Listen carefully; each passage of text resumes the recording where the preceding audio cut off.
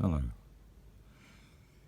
Here are some Perry hard plastic 28mm American Civil War figures.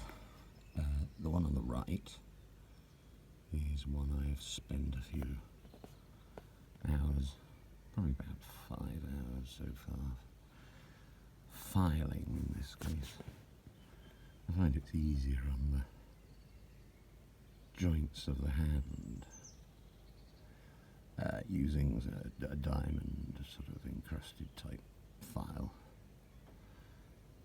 and helps if it's got the file itself a sharpish. So the one I've been using for these two is 1 second, change hands. This one. It's a sort of medium size one, but I like the fact that it's got a focus on that file. It's got a decent angle in its section, so it's less than a right angle in places, especially further back along its length, where my thumb is roughly. Anyway, so let me explain that the reason I spend so long filing these things, or reducing them in places or where they have too much infill, creating recesses in, say, an overhang of a jacket, which is there.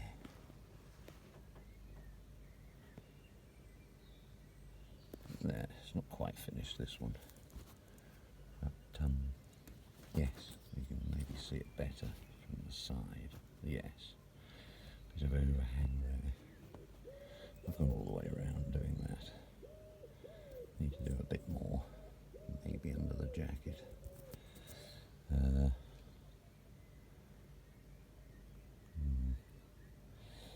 So, and I've reduced his waist a bit. His face needed quite a bit. It's around the ears, or creating ears, that is worth doing. Reducing the side above the ear, which sticks out too much normally. I've taken the head off further than normal, the top of the head of this figure, just so I can get the hat further down more easily. I'll put on something akin almost to a top hat, I think, on this bloke. Give him long hair, probably. Her, possibly. Probably bloke. And, yes, and the legs need a lot of filing. So the creases sort of around the back of the knees, and getting rid of kind of excess plastic. That takes a couple of hours. I still haven't got it right yet. There's a few places that need more taking off. Yes, on the back of the knees I can see something sticking up. But there's a lot of excess, quite a bit of excess plastic in places. Next to a mould mark it's at its worst, and then it gradually disappears over a millimetre or two back. So it's trying to get that smoothed out as well, which is important. But it's well worth doing, and the reason I do this, spend so long before painting, is because I will simply want to photograph them close up. I'll put him next to this one. And here we go. Yeah, that's better. So I just, yes, I want them to look as realistic as possible for photographs.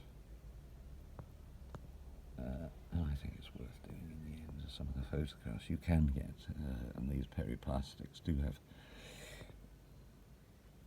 slightly unnervingly realistic faces. So let's see. You've all kind of got creasy trousers, and I've reduced the jacket, the creases in the back of the jacket. They're just a bit too deep, especially where the mould mark was, and that's still slightly there. There's the back. Yes, you can see the original figure. You can see there. Show you the arse. Where is it? 1 second. Let me show you the comparison. I can hold it. Ah, there we go. Look. Yeah, you can see it's all been gouged out in my figure and flattened a bit. Some of the creases. The legs are reduced a fair bit already. And around the bottom of the trousers, the boots, almost. Oh, I inevitably, after about 4 hours, accidentally picked the figure up roughly and forgot about the sticky out bayonet that I'd spent an hour probably just smoothing off, so that's disappeared. So I'll have to stick something else on. That happens usually. You always forget about the vulnerable bayonet. You pick him up quickly.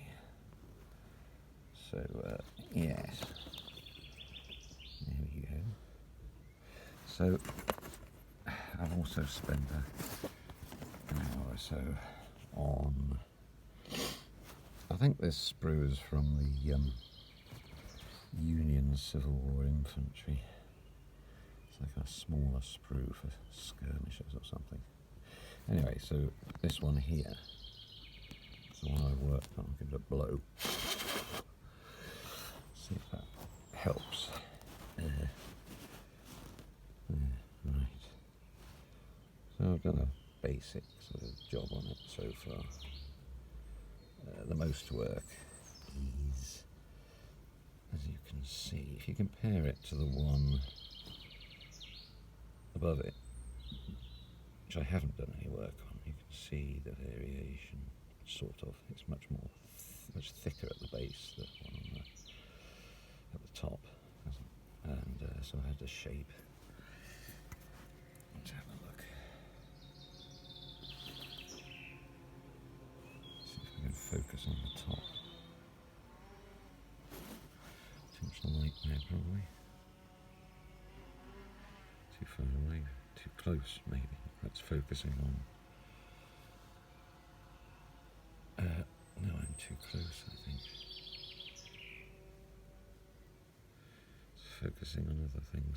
Try it from a different way.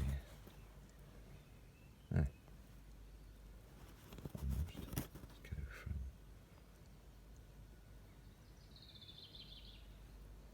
See if I can. Oh, I'll just show it from this angle. If it'll focus for us. There. Right. File is annoying. It's detracting. There. Yes, you can see how thin I'd have to make the base of the bayonet. It's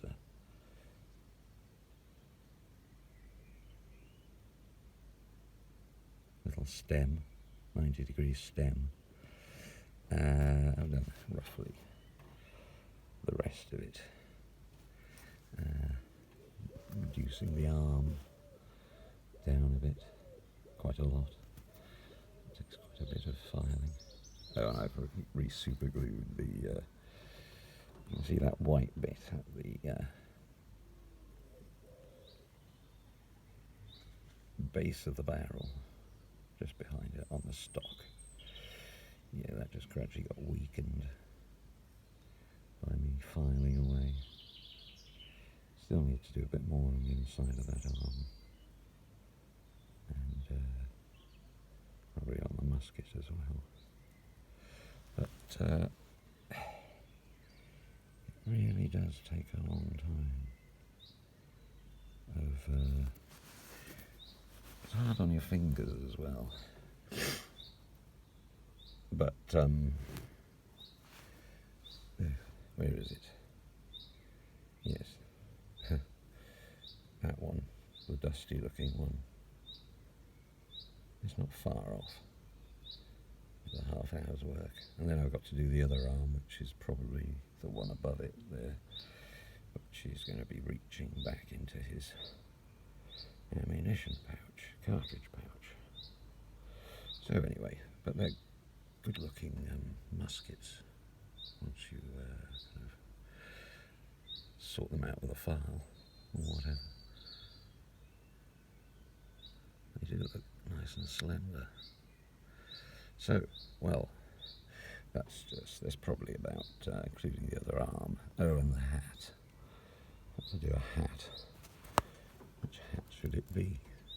Yeah, probably that top right one. Maybe I'll make it even taller. A bit more rascally. Yes, Union, of course. A skirmisher. I need lots more loading figures. I'll be able to use them somewhere in the final diorama for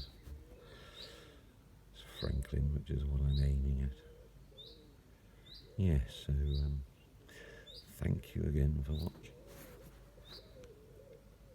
If you haven't watched one of my videos before, I suppose. Thanks, bye.